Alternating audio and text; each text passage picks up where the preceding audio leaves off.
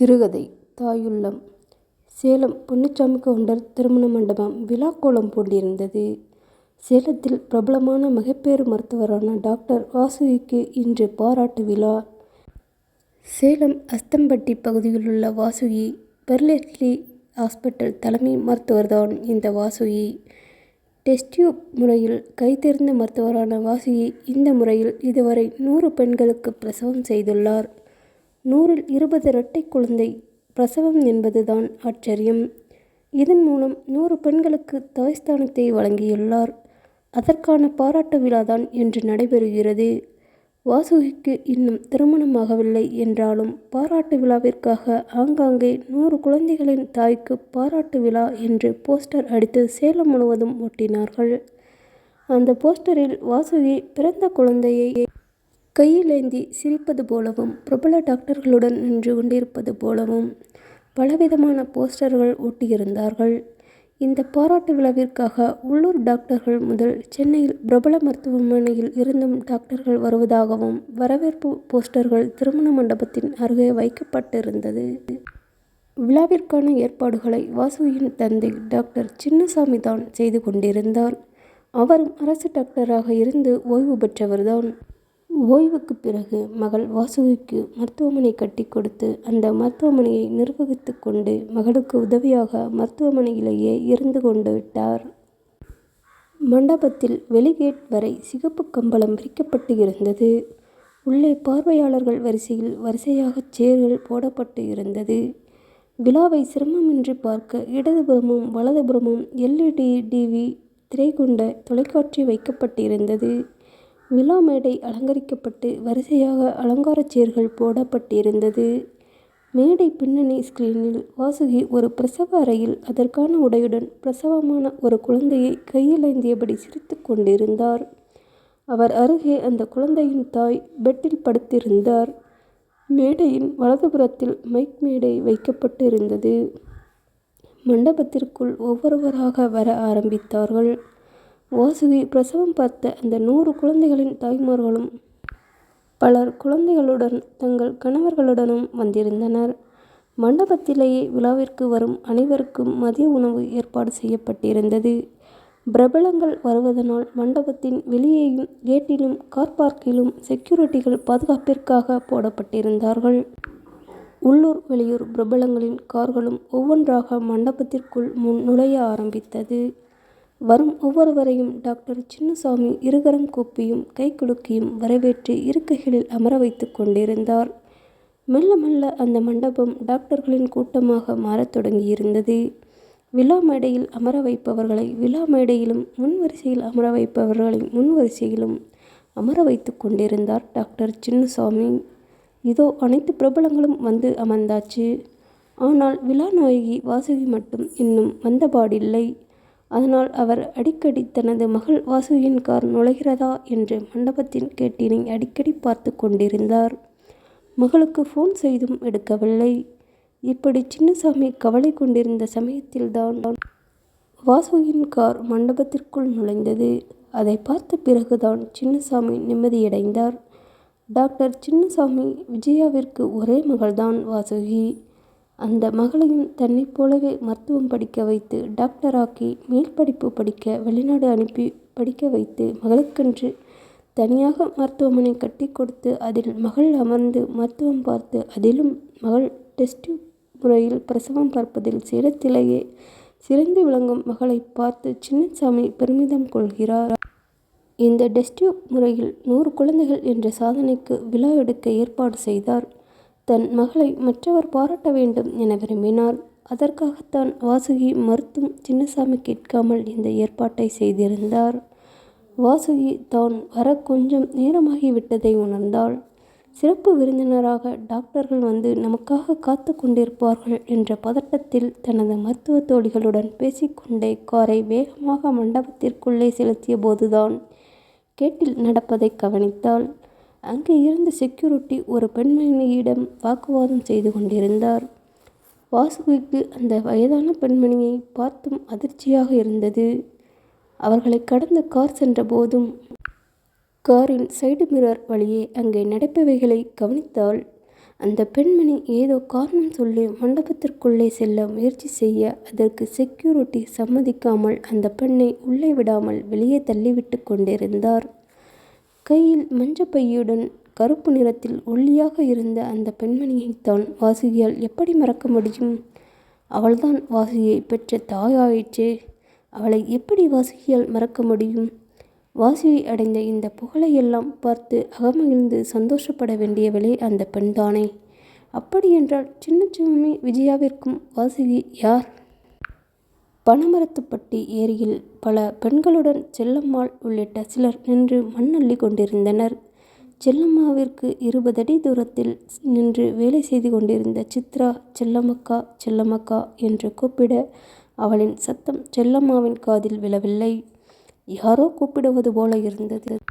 யாரோ கூப்பிடுவதை உணர்ந்த செல்லம்மா நிமிர்ந்து பார்க்க, செல்லம்மக்கா உங்க பொண்ணு வந்திருக்கா, அங்கே கரை மேலே நிற்கிறா பாருங்க என்று திசையை காட்ட, அவள் காட்டிய திசையில் ஏரிக்கரை மீது செல்லம்மாவின் மகள் வாசுகியும் அவளின் சிநேகிதியும் பள்ளிக்கூட யூனிஃபார்மில் நின்றிருந்தனர். செல்லம்மாவிற்கு இவள் ஒரே மகள்தான். செல்லம்மாவின் கணவர் திருமணம் செய்த 2 வருடத்தில் அடித்து துரத்திவிட்டு வேறு திருமணம் செய்து கொண்டு போய்விட்டான். செல்லம்மா கைக்குழந்தையுடன் தனது தாய் வீடான பனமரத்துப்பட்டிக்கு வந்தபோது தாயும் இறந்துவிட தாய் வசித்த வீட்டில் தனியாளாக கூலி வேலை செய்து குழந்தையை காப்பாற்றினாள்.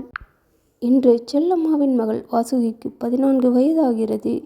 மகளை இதுவரை எந்த குறையும் இல்லாமல் காப்பாற்றி வருகிறாள். அதனால் செல்லம்மாவிற்கு மகள் மீது அளவு கடந்த பாசம் உண்டு.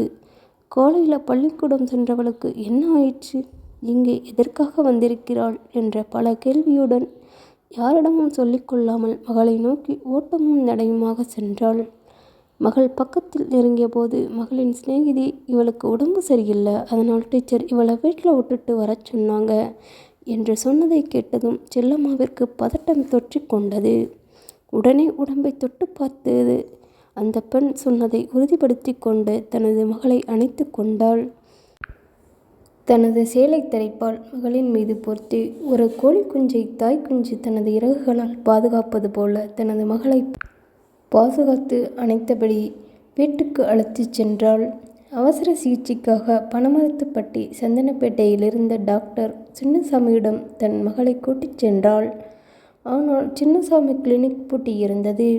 அவர் அரசு டாக்டர் என்பதால் காலை நேரத்தில் சேலம் அரசு மருத்துவமனைக்கு சென்று பணி செய்துவிட்டு மாலையில்தான் சந்தைப்பேட்டை கிளினிக்கை திறப்பார்.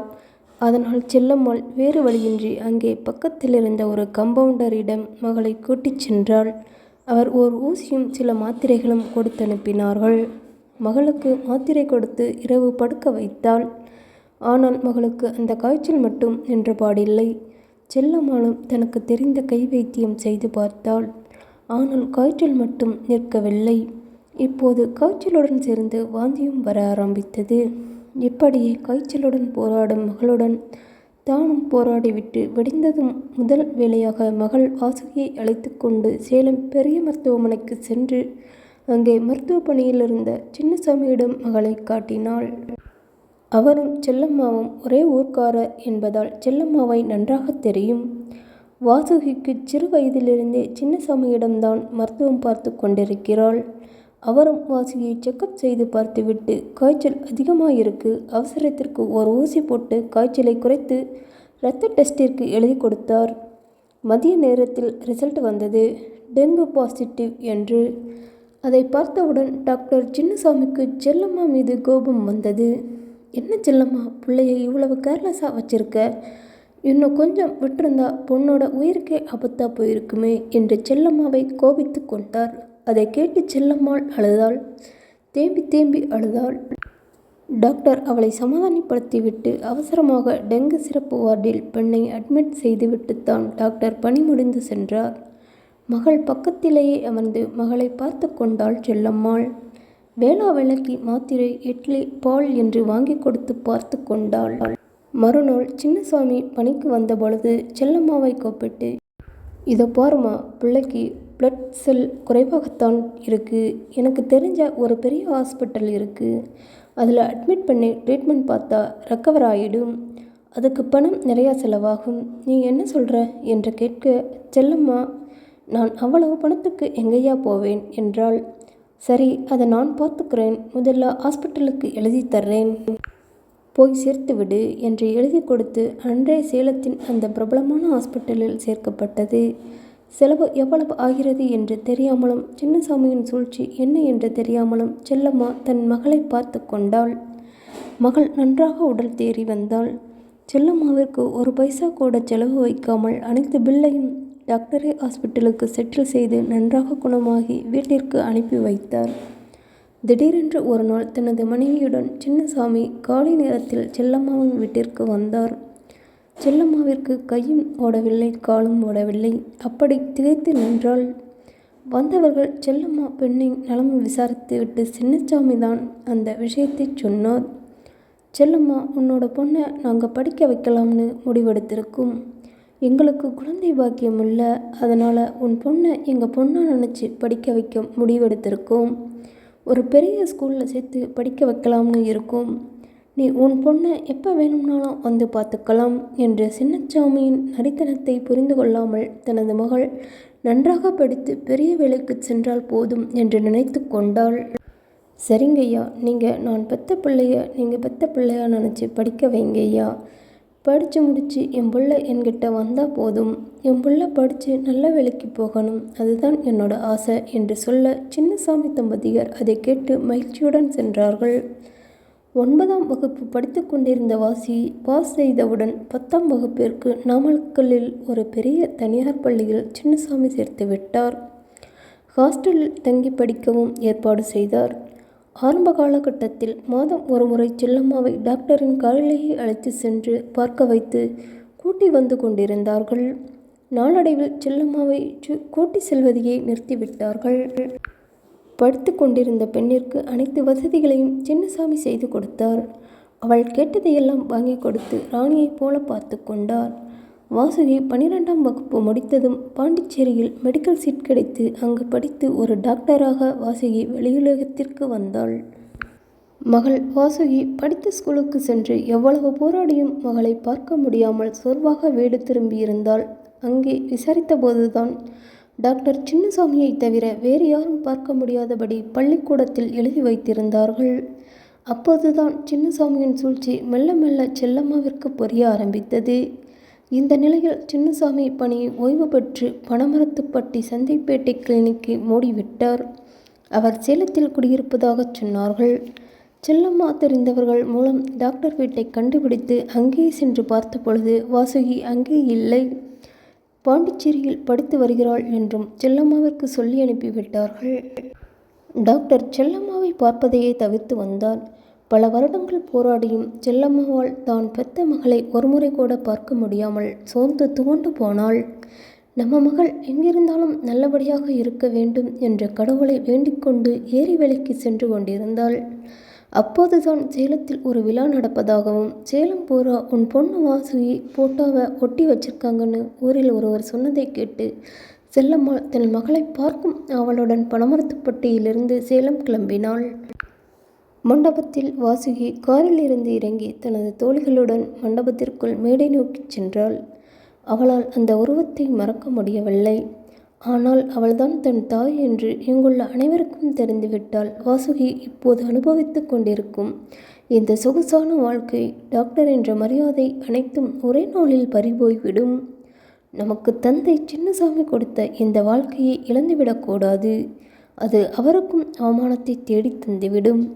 நமது பழைய வாழ்க்கை யாருக்கும் தெரியாமல் இருப்பதுதான் நமக்கு நல்லது.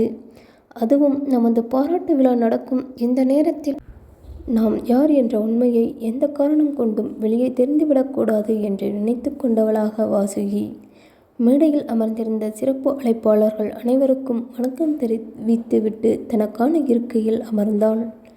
அவளின் வலதுபுறத்தில் சிறப்பு அழைப்பாளர்களும் இடதுபுறத்தில் அவளின் தந்தை சின்னசாமியும் அவளது தாய் விஜயாவும் அமர்ந்தார்கள். வாசுகியின் தோழிகள் மேடைக்கு கீழே முன்வரிசையில் அமர்ந்து கொண்டார்கள். சிறப்பு அழைப்பாளர்கள் ஒவ்வொருவராக வாசுகியை புகழ்ந்து தள்ளினார்கள். அனைவருக்கும் வாசுகி தனது சிரிப்பையே பதிலாக சொல்லிக் கொண்டாள். அப்போதுதான் வாசுகி கவனித்தாள். கீழே அவள் தோழி அமர்ந்திருந்த இடத்தில் அவள் அருகில் அவள் அமர்ந்து வாசுகியை கண் சிமிட்டாமல் பார்த்து கொண்டிருந்தாள். அவளை பார்த்ததும் வாசுகிக்கு அப்படியே தூக்கி வாரி போட்டது. மண்டபத்திற்கு வெளியே செக்யூரிட்டியுடன் சண்டை போட்டு கொண்டிருந்தவள் எப்படி உள்ளே வந்தாள்? வந்து அதுவும் முன்வரிசையிலேயே அமர்ந்து விட்டாளே. வெச்சக்கண் மாறாமல் பார்த்து கொண்டிருக்கிறாளே. எப்படி? இவளை யார் உள்ளே விட்டது? அப்பாவிடம் சொல்லலாமா? வேண்டாம், விழாவில் குழப்பம் ஏற்படும். அடுத்தது ஏற்புரைக்கு எனது பெயர் அறிவிக்கப்பட்டது. நான் எழுந்து மைக்கருகே சென்றேன். முன்வரிசையை பார்த்தேன். இப்போது அவள் அங்கு இல்லை. அந்த இருக்கையில் வேறு ஒரு டாக்டர் அமர்ந்திருந்தார். முதலில் தன் அப்பா அம்மாவிற்கு நன்றி சொல்லிவிட்டு, தன்னுடன் பணிபுரியும் மருத்துவர்களுக்கு நன்றி சொல்லிவிட்டு, ஆங்கிலத்திலும் தமிழிலும் கலந்த எனது உரையை நிகழ்த்த ஆரம்பித்தேன். பேசிக்கொண்டே எதேச்சையாக எனது அப்பா அம்மா அமர்ந்திருந்த பகுதியை பார்த்து ஏதோ சொல்ல வரும்போதுதான் அவதை கவனித்தேன்.